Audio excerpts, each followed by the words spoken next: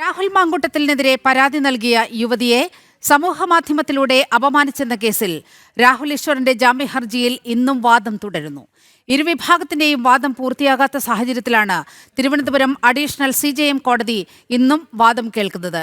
കേസിലെ FIR വായിക്കുക മാത്രമാണ് വീഡിയോയിൽ ചെയ്തതെന്നും പരാതിക്കാരെ അവഹേളിക്കുന്ന ഒന്നും ഇതിലില്ലെന്നും രാഹുൽ ഈശ്വറിന്റെ അഭിഭാഷകൻ വാദിച്ചിരുന്നു. രാഹുൽ അന്വേഷണവുമായി സഹകരിക്കുന്നില്ലെന്നും വീണ്ടും കസ്റ്റഡിയിൽ വേണമെന്നും പ്രോസിക്യൂഷൻ വാദം. ശാരീരിക അസ്വസ്ഥതകളെ തുടർന്ന് രാഹുലിനെ ഇന്നലെ വൈകിട്ട് തിരുവനന്തപുരം മെഡിക്കൽ കോളേജ് ആശുപത്രിയിലേക്ക് മാറ്റിയിരുന്നു.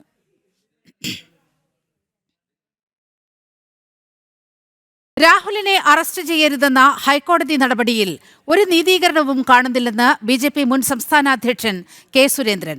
കീഴ്ക്കോടതി പരിശോധിച്ച കാര്യങ്ങൾ പോലും ഹൈക്കോടതി പരിശോധിച്ചില്ല എന്ന് വേണം മനസ്സിലാക്കാൻ.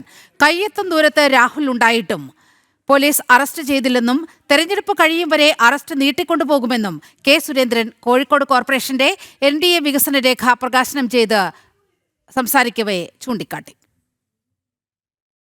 ബഹുമാനപ്പെട്ട കോടതി ഒന്നും പരിശോധിച്ചതായി കാണുന്നില്ല. കീഴ്ക്കോടതി പരിശോധിച്ച കാര്യങ്ങൾ പോലും മുഖവിലക്കെടുക്കാതെയാണ് 15-ാം തീയതി വരെ സമയം കൊടുത്തിരിക്കുന്നത്. ഞാൻ കോടതി വിധിയെ വിമർശിക്കുന്നില്ല, പക്ഷേ ഒറ്റനോട്ടത്തിൽ 15-ാം തീയതി വരെ സമയം കൊടുത്തതിൽ ഒരു നീതീകരണവും കാണുന്നില്ല എന്നുള്ളത് സത്യമാണ്. പിന്നെ രാഹുൽ മാങ്കൂട്ടത്തിനെ അറസ്റ്റ് ചെയ്യാൻ ഗവൺമെന്റിന് താല്പര്യമില്ല എന്നുള്ളത് ഉറപ്പായിരുന്നല്ലോ.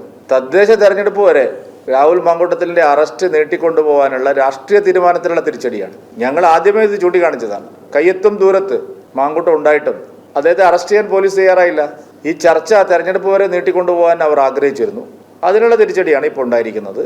പക്ഷെ ഒരു കാര്യം വളരെ വ്യക്തമാണ്, ഹൈക്കോടതി എന്ത് പറഞ്ഞാലും രാഹുൽ മാങ്കൂട്ടം ചെയ്ത തെറ്റിനുള്ള ശിക്ഷ അദ്ദേഹത്തിനും കോൺഗ്രസ് പാർട്ടിക്കും ലഭിക്കും എന്നുള്ള കാര്യത്തിൽ സംശയമില്ല.